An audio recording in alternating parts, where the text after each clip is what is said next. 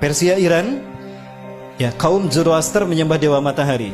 Raja yang mereka sembah adalah dewa matahari, Ahura Mazda. Penyebar pemuka agama Zoroaster disebut Magi. Cara mereka mendakwahkan Zoroaster, Magi ini dengan cara sihir, magic. Ke dalam bahasa Arab menggunakan sin, jadi Majusi. Maka ketika mereka merayakan hari besar mereka, mereka selalu menyalakan mercon. Maka ketika umat Islam merayakan pergantian tahun baru Masehi, saat itu mereka disesatkan 3 agama. Ingat, tahun Masehi dibuat oleh seorang biarawan Katolik, Dionysius Exiguus. Dia adalah biarawan Katolik yang ditugaskan oleh Vatikan untuk membuat penanggalan Masehi yang titik tolaknya Natal. Maka dibuatkanlah penanggalan tahun Masehi yang diberi nama kemudian Anno Domini. Tahu apa arti Anno Domini? Tahun Anno Domini artinya tahun Tuhan kita. Kita Romawi. Siapa Tuhan Romawi? Yesus Kristus. Berarti tahun Anno Domini adalah tahun Yesus Kristus. Lalu dirayakan pergantian tahunnya oleh umat Islam. Apakah umat Islam tidak murtad? Satu, ketika umat Islam euforia merayakan pergantian tahun Masehi, saat itu mereka itiba kepada kaum Nasrani. Lalu mereka merayakan dengan meniup trompet. Lihat Yahudi, mereka merayakan hari besar mereka dengan meniup trompet, betul? Saat itu pun Yahudi diikuti oleh kaum muslimin. Dan kemudian mereka merayakan Murzon. Maka di saat itulah mereka lengkap sekali, disesatkan 3 agama. Yahudi tiup trompet, Nasrani menyambut tahun baru, Majusi merayakan, menyalakan Murzon. Ada yang ikutan syahadat lagi. Nah, baik, saya perjelas. Yunani, negara penyembah dewa matahari. Dan dewa matahari mereka namakan Helios. Bahkan mereka membuat Heliopolis, kota dewa matahari. Yunani, ketika mereka merayakan hari besar mereka menyembah dewa Helios, mereka melakukannya dengan pawai obor keliling negeri. Pawai obor keliling negeri. Dan puncaknya di Bukit Olympus, di sebuah lampangan besar, mereka menyalakan obor raksasa. Dinyalakanlah obor besar tadi. Obor besar, selama obor besar itu menyala di Bukit Olympus, kaum paganis Yunani, mereka merayakan penyembahan dewa Helios dengan melakukan berbagai macam atraksi. Ritual ini sampai hari ini dipertahankan, dan itu bernama Olimpiade. Sekali lagi, Zionis Yahudi menyesatkan kita dalam 3 ranah: simbol, ritual, dan arsitektur. Sudah terwujud? Tingkat dunia Olimpiade, tingkat benua ASEAN Games, tingkat nasional PON, tingkat daerah Porda. Dewa di Itali, Roma, Dewa Mitra. Lihat, ini Dewa Mitra, sama dengan Liberty. Ada matahari di kepalanya. Patung Liberty pegang apa? Obor, kan? Berubah tidak? Tidak. Inilah yang dikatakan iblis. Fabima akhwatani ila aqudanalhum siratal mustaqim. Karena engkau telah menghukum aku tersesat, aku akan halangi mereka dari tauhid. Artinya, akan ada sosok lain yang disembah selain engkau. Siapa? Dewa matahari. Siapa dewa matahari? Matahari adalah unsurnya api, kan? Dan siapa yang Allah ciptakan dari api? Jadi siapa dewa matahari itu? Ajajil. Tapi dia tidak terlihat. Maka dia butuh sosok manusia yang menjadi kembaran dia seutuhnya. Samiri. Jadilah dia Dwi Tunggal. Siapapun yang mengangkat tangannya seperti ini, berarti dia komitmen kepada iblis dan Dajjal. Baik, di Amerika Latin, Amerika Selatan ada 3 suku bangsa menyembah dewa matahari. Suku Aztec di Meksiko menyembah Viracocha.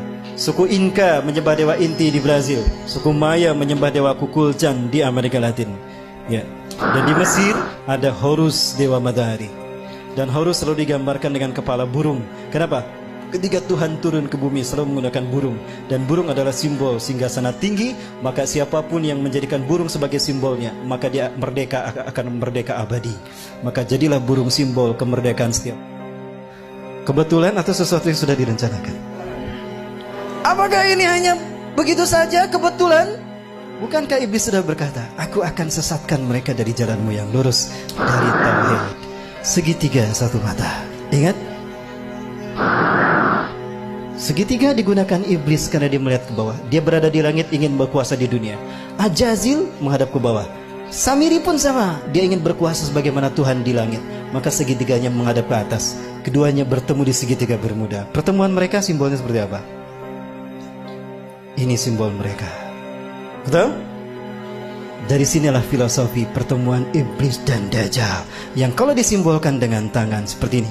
Dan ini angka 11. Dan kembar, itulah WTC 911. Menggeser nama keberadaan Tuhan. Kecelakaan, kecelakaan, call 911, call 911. Tuhannya hilang.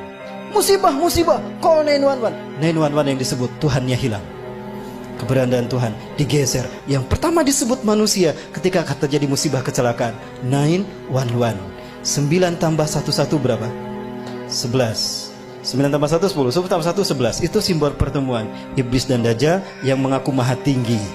Dan itulah WTC. Dan WTC dihancurkan di titik balik pertama di milenium ketiga. Milenium ketiga itulah yang disebut dengan Y2K. Kepada dunia, dunia latah, bahkan negara Arab termasuk Indonesia, kami siap menyambut Y2K. Betul? Di tahun 2000 tuh, we are ready to visit Y2 km. Padahal Y2K syarat berbau muatan ideologis. Y2K bagi orang Kristen adalah singkatan dari Year of the Jesus Kingdom. Dan Y2K bagi Yahudi adalah Year of the Jewish Kingdom. Artinya 1000 tahun terakhir sebelum hari kiamat, itu adalah tahun bagi berdirinya singgasana Tuhan di muka bumi. Cirinya apabila sapi berwarna merah sudah lahir. Sudah lahir belum? Berarti Tuhan yang mereka tunggu-tunggu akan tiba. Allahu Akbar. Sebentar lagi Dajjal sudah muncul. Disinilah iblis dan Dajjal bertemu. Dan mereka membuat kesepakatan. Inilah kesepakatan yang mereka buat.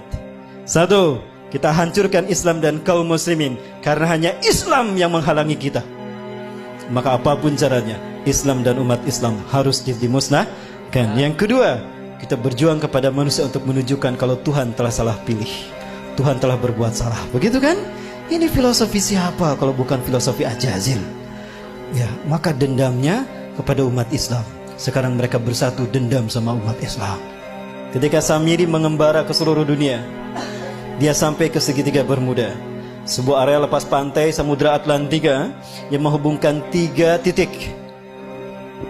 Florida, ada Miami di sana, ada Puerto Rico, dan ada Bermuda. Segitiga ini adalah tempat di mana Ajazil membangun istananya dari kristal cahaya. Itulah kenapa siapapun yang lewat kena hilang. Sebetulnya tidak hilang, ada, cuma tertutup dengan kristal cahaya. Begitulah cara David Copperfield menghilangkan patung Liberty. Begitu pula cara David Blank menghilang. Dia tidak menghilang, tapi dia bersinergi, bersenyawa dengan jin, sehingga kristal cahaya menutup pandangan kita, sehingga dia tidak terlihat, nyaris tidak terlihat. Dan itu pula yang terjadi ketika Nabi Muhammad SAW menghilang di Madinah 8 jam, tiba-tiba muncul lagi di tengah-tengah sahabat, karena bersentuhan memasuki alam jin. Ketika kita masuk ke dimensi jin berada, maka kita tidak akan terlihat saat itu. Dan di sana berdiri singgasana iblis yang terbuat dari kristal cahaya. Nah, di pertemuan itu Ajazil sangat gembira ketika Samiri datang. Come here Sam, come here Sam. Samiri, Ajazil selalu memanggil seseorang dengan satu suku kata pertama. Come here Sam, come here Sam. Kemari Sam, kemari Sam.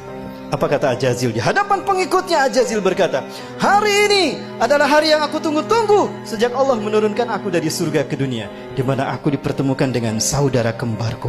Panggillah dia oleh kalian sebagai Paman Sam. Nyambung tidak? Nyambung dengan Amerika. Inilah jawaban kenapa Amerika menjadi negara superpower. Kenapa dia intervensi urusan negara orang lain.